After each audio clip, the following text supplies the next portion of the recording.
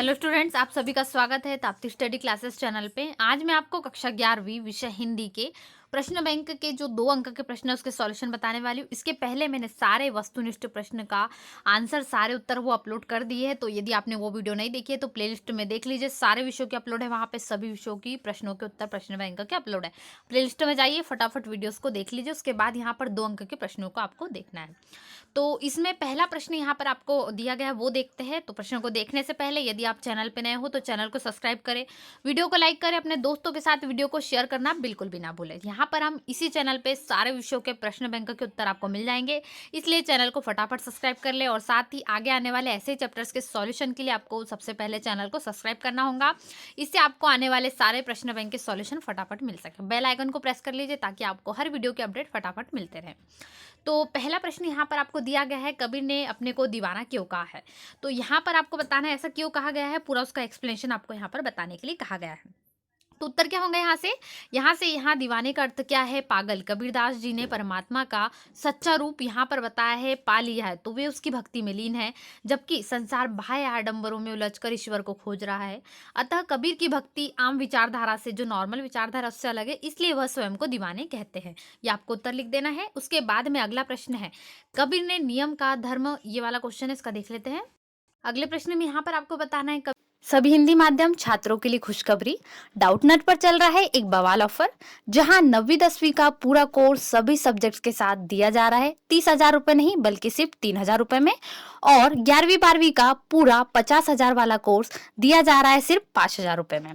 इस कोर्स में daily video classes, रोजाना होमवर्क, डाउट्स के समाधान, टीचर नोट्स, पिछले सालों के पेपर सॉल्व, क्विज और अंत में पूरे कोर्स का रिवीजन भी। इस कोर्स का लिंक डिस्क्रिप्शन में दे दिया गया है। एक और मजे की बात, इस लिंक पर जाकर यदि आप ताप्ती कूपन कोड लगाए तो 500 रुपए की और छूट पा सकते हैं। तो देरी किस बात की बच्चों, अभी जाओ ये कोर्स खरीदो और इस बवाल ऑफर का फायदा उठाओ। से यहाँ दीवाने का अर्थ क्या है, पागल। कबीरदास जी ने परमात्मा का सच्चा रूप यहाँ पर बताया है, पा लिया है, तो वे उसकी भक्ति में लीन है। जबकि संसार बाह्य आडंबरों में उलझकर ईश्वर को खोज रहा है। अतः कबीर की भक्ति आम विचारधारा से, जो नॉर्मल विचारधारा उससे अलग है, इसलिए वह स्वयं को दीवाने कहते हैं। ये आपको उत्तर लिख देना है। उसके बाद में अगला प्रश्न है, कबीर ने नियम का धर्म, ये वाला क्वेश्चन है, इसका देख लेते हैं। अगले प्रश्न में यहाँ पर आपको बताना है, कबीर ने नियम और धर्म का पालन करने वाले लोगों को किन कमियों की ओर संकेत किया है। ये आपको प्रश्न में बताना है। तो यहाँ पर देखिए बता देते किस प्रकार से आपको लिखना होगा। तो जो कमियां हैं उन कौन कौन सी कमियों की ओर संकेत किया है। तो यहाँ पर है, प्रातःकाल स्नान करने वाले, वृक्षों की पूजा करने वाले, अंधविश्वासी है।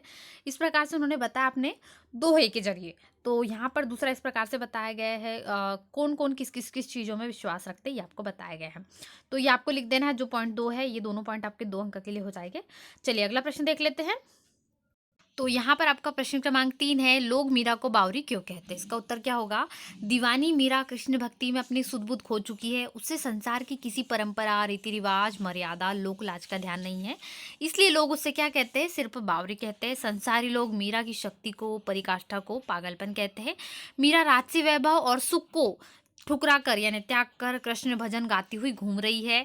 ऐसे कार्य कारण ही कोई उन्हें पागल, ऐसा कार्य कोई पागल ही कर सकता है, इसी कारण उसे सभी पागल कहते हैं। तो ये आपके प्रश्न का उत्तर हो गया तीसरे का। चौथे प्रश्न का उत्तर देख लेते हैं।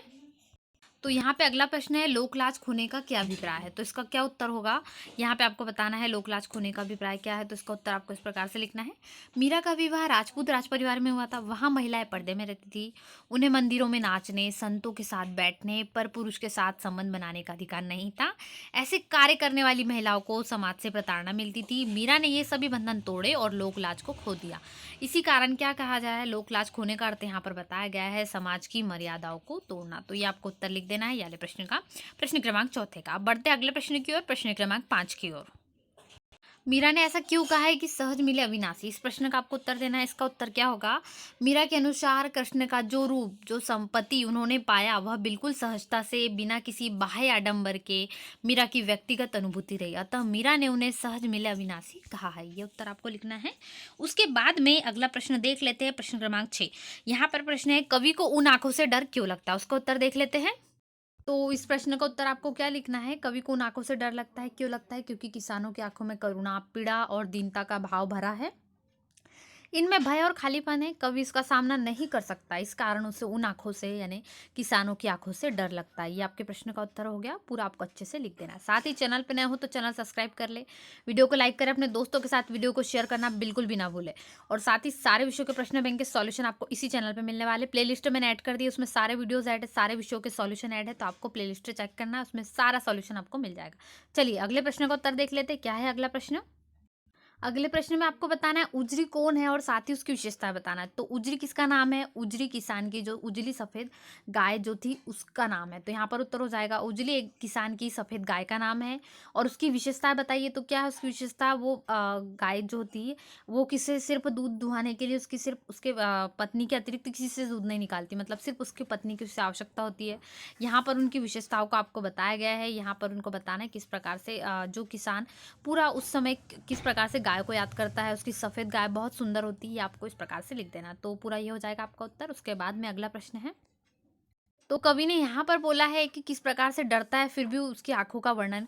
कवि किसान की आँखों से डरता है, परंतु फिर भी उसका वर्णन करता है क्योंकि वह समाज को उसके कष्टों और समाज के उपेक्षापूर्ण रवैये के बारे में बताना चाहता है। ये आपको पूरा उत्तर इस प्रकार से लिखना पड़ेगा, तो आपका उत्तर क्या होगा? कंप्लीट हो जाएगा। ये उत्तर आपको लिखना ज़रूरी है। उसके बाद में यहाँ पर आप चाहे तो ये भी लिख सकते हैं कि कविता क्यों नहीं लिख पाता, ये भी आप उसमें ऐड कर सकते हैं। तो अगले प्रश्न की ओर बढ़ते हैं। यहाँ पर है पानी की रात भर गिरने वाला प्रश्न, उसको देख लेते हैं। यहाँ पे अगला प्रश्न है पानी की रात भर गिरने और प्राण मन के गिरने में परस्पर क्या संबंध है? ये आपको प्रश्न पूछा गया है, तो इसका उत्तर इस प्रकार से होगा। कवि अपने घर से बहुत दूर जेल में कैद है, उसे घर से दूर क्या होता है? रहने की पीड़ा है। आकाश में बादल घिरकर बारिश करने लगते हैं, ऐसे में कवि के मन को स्मृतियां घेर रही है। जैसे पानी गिर रहा है वैसे वैसे क्या होता है, जैसे जैसे पानी गिरता है वैसे वैसे कवि के हृदय में प्रियजनों की स्मृतियां चलचित्र की भांति उभर आती है। उनके दिमाग में पूरी यादें बन रही है कि पानी बरसने के कारण ही उसको व्याकुल हो जाता है, इस प्रकार से याद करके। तो यही आपको उत्तर लिखना पड़ेगा। उसके बाद में अगले प्रश्न की ओर बढ़ते हैं। तो अगले प्रश्न का उत्तर आपको यहाँ से लिखना पड़ेगा कि किस प्रकार से पिता जो कवि अपने पिता से अपनी वास्तविक स्थिति क्यों छुपाना चाहता है। क्योंकि क्या है, ये सारी कविता रचना जो है जेल में की गई है। पिता से सिर्फ अपनी किस कौन सी अनुभूति बताना चाहता है? सिर्फ सुखात्मक अनुभूतियां कराना चाहता है, ना कि वो जेल वाली अनुभूतियां। इस कारण वो अपने पिता से अपनी वास्तविक स्थिति छुपाना चाहता है। क्योंकि यदि पिता को जेल के कष्ट और कवि की मानसिक दशा का पता चलेगा तो वो बहुत दुखी होंगे। इसी कारण है, आपको सिर्फ इतना उत्तर लिखना है। इसी कारण क्या होता है, वो कवि अपनी जो वास्तविक स्थिति है पिता से छुपाना चाहता है। ये आपको उसमें लिख देना है, तो आपका उत्तर पूरा कंप्लीट होगा। आप चाहे तो पूरा इसमें इंक्लूड भी कर सकते हैं, तो बहुत अच्छे से हो जाएगा। क्योंकि उनके पिताजी जो है बहुत संवेदनशील भी है, इसी कारण वो अपने पिताजी को पूरा नहीं बताना चाहते हैं। उसके बाद में अगला प्रश्न देख लेते हैं। नेक्स्ट जो पूछा गया है, तो जो नेक्स्ट क्वेश्चन है, कभी उम्र भर के लिए पलायन क्यों करना चाहता है? इसको हम जब मुझे मिलता है जैसे आंसर इसका नेक्स्ट वीडियो में देख लेंगे। उसके बाद हम अगले प्रश्न को देख लेते हैं।